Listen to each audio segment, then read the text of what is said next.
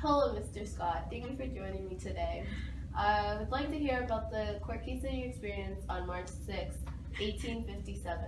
I see that you were both the victim and the witness of that court case that took place on that date.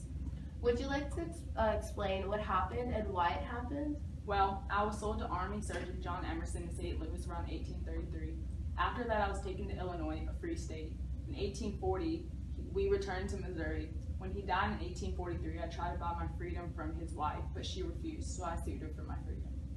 Why did you think you had the right to sue her? I believe that my residence in the free soil of Illinois made me a free man. In 1850, the St. Louis Circuit Court declared me free. However, Mr. Sanford appealed the decision to the Missouri Supreme Court. Selling a slave. Who wants a slave? I do. Here, come $10. here. Thank you. I don't like the way you handle it. Miss Emerson, this is all I have. I beg your pardon. Please, This ma'am. time of the day Ma'am, is prohibited. Please. Give me this. Please, no, No. please. No. Oh no. What happened after that? They overturned the lower court's decision and ruled in favor of Mr. Sanford. What did you do after that? I appealed to the Supreme Court and waited 11 years before my case was finally brought up. Order in the court. Now. Mr. Scott is called up to the stand.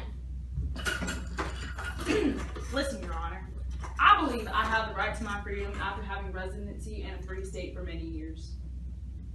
Mr. Scott, federal courts can only hear cases brought by citizens. And under the Missouri Compromise, you are a slave, therefore you are property. Under the Fifth Amendment, the Supreme Court has no right to take property from individuals.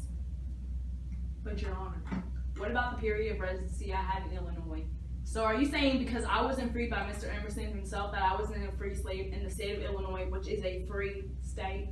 We lack the power to ban slavery. Therefore, your residency in Illinois had no effect in your position as either being an enslaved or a free slave because you were still owned by Mr. Emerson, and he never freed you in Illinois.